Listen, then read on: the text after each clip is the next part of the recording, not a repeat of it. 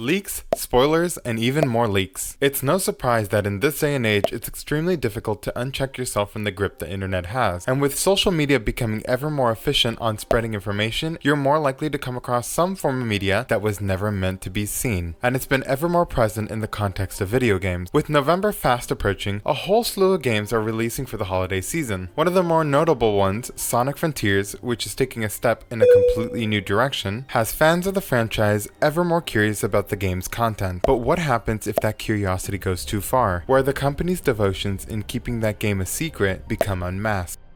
Spoilers, which is what occurred over this weekend during the EGX convention for the Sonic Frontiers demo. Some anonymous user decided to show extra content outside of the demo's window, causing a huge rift in the Sonic fanbase, which has prompted SEGA to come in and crack down on those spreading this content across the board. So what kind of impact does this have? To what extent is it okay to display leaks? Or are spoilers enough of a natural occurrence to make it acceptable? And most importantly, how does this affect the perceptions between the company and its fanbase? Well, let's take a closer look by breaking down what happened. So the Sonic Frontiers demo was only offered during the conventions of EGX and TGS and allows for a window of 15 minutes of gameplay for players, which is enough time to get them to adjust to the controls and explore several of the new open zone experiences, like the new enemy combat, the bite-sized cyberspace stages, and new story elements. The context for these story elements are very minimal, and it drops you shortly after what people would assume would be the beginning of the game. This decision was most likely done to preserve whatever story mystery SEGA is choosing to tell with its characters, and thus increasing the overall curiosity from a marketing standpoint. This has been one of the main objectives for SEGA during the shift for the Sonic franchise, and is why SEGA has been very NDA about the game, to the point where they've blocked any filming on site. And because many of the English fans for Sonic are very dedicated in capitalizing the most out of Sonic games, it's no surprise that the visuals for the game ended up surfacing online, as people were able to sneak in and videotape their sessions.